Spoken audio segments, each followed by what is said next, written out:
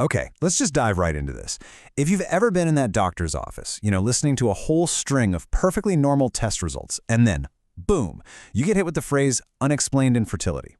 You know that feeling. It's this weird mix of relief, because hey, nothing's technically wrong, and at the same time, just pure pull your hair out frustration because something is obviously not right. It really feels like you've been handed a puzzle with half the pieces just gone. But what if I told you that label, that unexplained thing, isn't the end of the story? What if it's actually the very first clue in a pretty fascinating mystery? Well, today, we are putting on our detective hats. We're going to solve this thing. Yeah, it's a diagnosis that can make you feel completely adrift, like you've just slammed into a brick wall. All the usual tests, the sperm analysis, ovulation tracking, checking if your tubes are open, they all come back with a gold star. And yet, here you are. It is so easy to start blaming yourself, to think, well, if they can't find anything, it must be me. Maybe I'm just not trying hard enough. Let's just stop that thought right in its tracks. Unexplained is not a dead end, not at all. It's the very beginning of a much deeper investigation. It's the moment the real detective work begins. And this right here, this is the exact shift in perspective we need. Unexplained is really just the medical world's way of saying, okay, we've gone through the standard checklist and we haven't found the answer yet. It absolutely does not mean an answer doesn't exist. It just means the culprit is a little bit sneaky. It's hiding in the shadows just out of sight of that first search party. So from now on, we're not just patients waiting around for answers. We're the lead detectives on our own case. We're going to hunt for the clues that get missed in that first sweep, and believe me, they get missed a lot. And every good investigation needs a plan. So here's our roadmap. First, we're going to break down what this whole unexplained mystery really is. Then we'll get to the most important part, your detective work, and the clues that are hidden in your own personal history. After that, we'll start investigating our two main suspects, endometriosis and its cousin, adenomyosis. We'll even take a look at the entire crime scene, your body's internal environment. And then we'll wrap it all up by building your action plan so you can walk away from this ready to crack your case. Okay, so what is this mystery, really? When a doctor gives you this diagnosis, it's what's called a diagnosis of exclusion. Basically, they've run the usual lineup of tests, checking sperm count, making sure your tubes are open, confirming you're ovulating, and on paper, everything looks great. They've excluded all the most common, easy-to-spot causes. The problem is, the investigation often just stops there. It doesn't dig into the more subtle, underlying issues, especially things related to inflammation. It's kind of like checking if the doors and windows are locked, but not realizing the thief is already hiding inside the house. All right, this right here is the most critical part of our entire investigation. You are the star witness. I mean it. A doctor can ask a million questions, but the answers, the clues, those critical pieces of evidence, they all live inside your body and your history. Getting to a diagnosis is a partnership. It really requires you to become an expert on your own body, to think back, to connect dots that might have seemed totally random before. I can only work with what you tell me. So becoming a historian of your own body, that is the single most powerful thing you can do. So let's open up the evidence file. I want you to think way, way back. What were your periods like when you were a teenager? Before you had any idea what was normal, before you just learned to suck it up and deal with it. Were you that girl who always had to go home from school? Did you ever miss a party or a family dinner because the pain was just too much? These aren't just old memories. They are high-value clues. And what about birth control pills? Did they feel like some kind of magic wand that just made all the pain disappear for years? That's another huge clue. And now, what about pain during or after sex, especially with deep penetration? Do you notice your whole digestive system just goes nuts around your period? The bloating, the gas, just everything feeling off? These are not separate, unrelated problems. They are all dots, and we are about to connect them. I have to pause here for a second because I hear this all the time. Women will sit in my office and just completely dismiss their own suffering. They'll say things like, oh, it's not that bad, or I guess I just have a low pain tolerance. Let me reframe that for you right now. If you have been dealing with the kind of pain that makes you miss out on life month after month, year after year, and you're still standing, still functioning, still trying, you do not have a low pain tolerance. You have an extraordinarily, unbelievably high pain tolerance. Your pain is not a weakness. It's a signal. It's a flashing red light pointing directly at a physical problem that needs to be investigated. It's your body screaming for help. All right, with our clues gathered, it's time to meet our prime suspect, endometriosis. This is the big one, folks. It's a master of disguise, a fugitive that is so incredibly common, but somehow shockingly underdiagnosed. And to really get it, we have to take a moment to appreciate the incredible, intricate design of the human body that Allah has blessed us with. Every single system is designed to work in perfect harmony, but sometimes a little miscommunication can happen, and that's exactly what we're about to look at. So, what exactly is endometriosis? Let's break it down real simple. Inside your uterus, there's this special lining called the endometrium. This is the tissue that's designed to get all thick and cozy each month, preparing a welcoming home for a potential embryo. If you don't get pregnant, that lining sheds, and that's your period. Now, with endometriosis, tissue that is similar to that lining ends up where it has no business being, outside the uterus. We're talking on the ovaries, the fallopian tubes, even the intestines, and it still tries to act like it's inside the uterus responding to your monthly hormones. And this right here really shows you just how common our suspect is. I mean, look at this. In studies of people who have that unexplained infertility diagnosis, a staggering 30 to 50% of them are later found to have endometriosis. Just let that sink in for a second. Up to half of all unexplained cases might not be unexplained at all. The answer could be right here.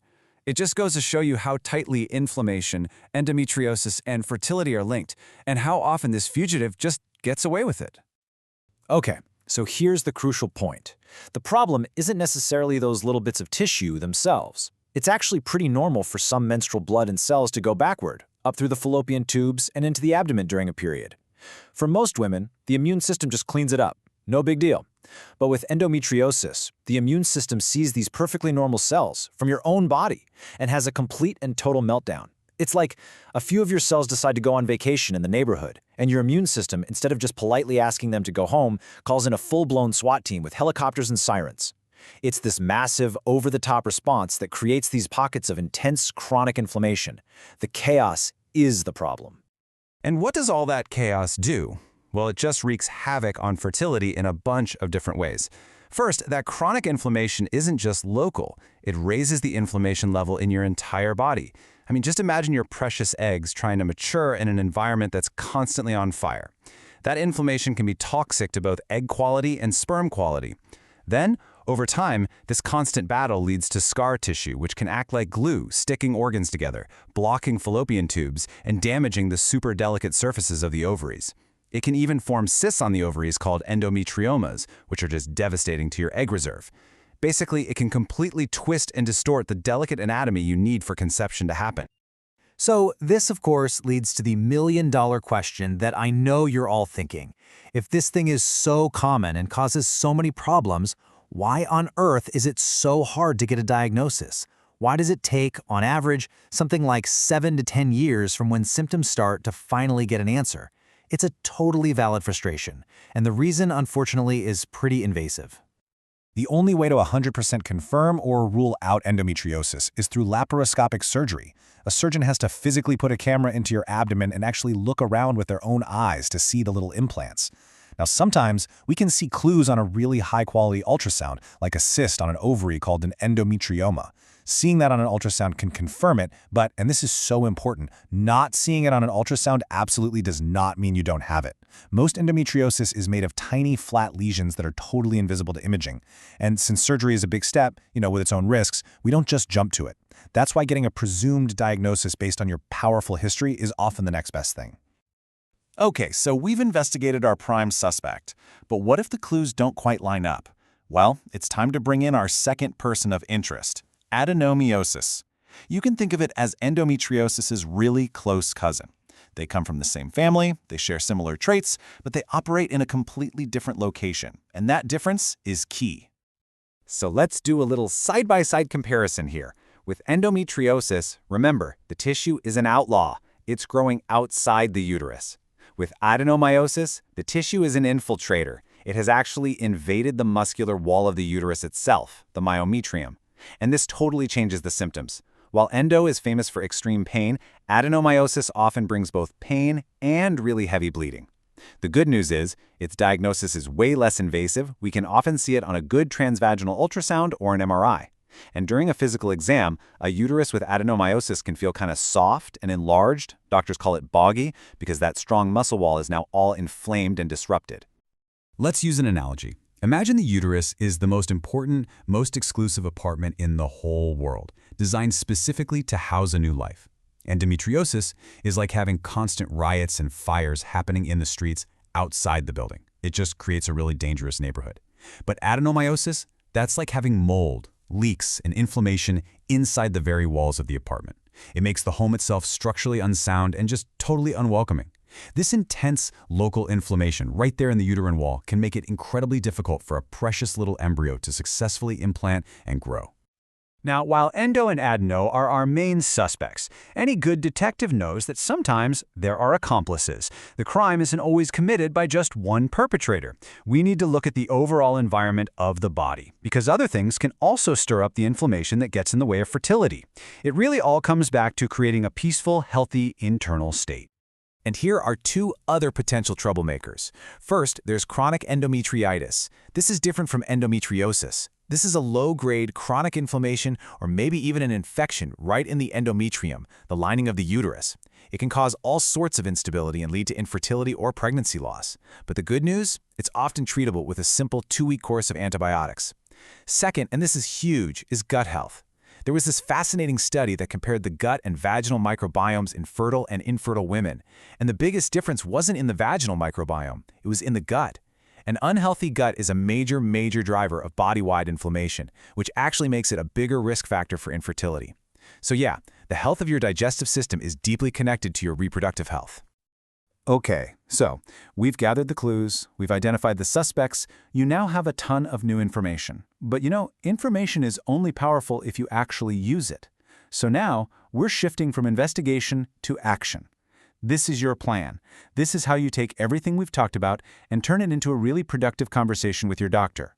This is how you take back control. Here it is, your 5-step plan. Step 1. Become a body historian. Sit down with a notebook and write out your story. Go all the way back to your teenage years. Document everything. Step 2. Track your current symptoms. Use an app, a journal, whatever works. Be specific about pain levels, bleeding, those GI issues. Data is power. Step 3. Go to your doctor with all this info and ask targeted questions. Don't just say, my periods hurt. Say, I have a history of missing school because of pain, and I get really bad bloating around my period. Could this be endometriosis? Step 4. Talk about the possibility of a presumed diagnosis. You can ask your doctor if it's possible to treat you as if you have it based on your strong symptoms without having to jump straight to surgery. And finally, Step 5. Explore the treatment options that come from that, whether it's anti-inflammatory lifestyle changes or medical treatments to lower inflammation before you try to conceive. And this right here is the transformation that just happened. You might have come here feeling totally lost with that unexplained label. But you are leaving as an empowered detective. You now understand the potential culprits, you know what clues to look for in your own body's testimony, and most importantly, you know the specific, intelligent questions you need to ask. You are no longer just a passive recipient of a confusing diagnosis. You are an active participant in finding the solution. Let's end on this note. Everything we've talked about really boils down to this one simple, powerful truth. The story of your past, the pain you brushed off, the symptoms you thought were just normal, it holds the key to unlocking your future. By honoring your history and actually listening to what your body has been trying to tell you, you're not just solving a medical mystery. You are advocating for the future you want. You are taking the pen and starting to write the next chapter yourself. So I'm going to leave you with this question. You've seen the evidence, you know the main suspects. Now think about your own personal case file. Based on your history, based on your symptoms, what is the very first, most important question you are now equipped to ask your doctor at your next appointment? Your investigation starts now. Go find your answers.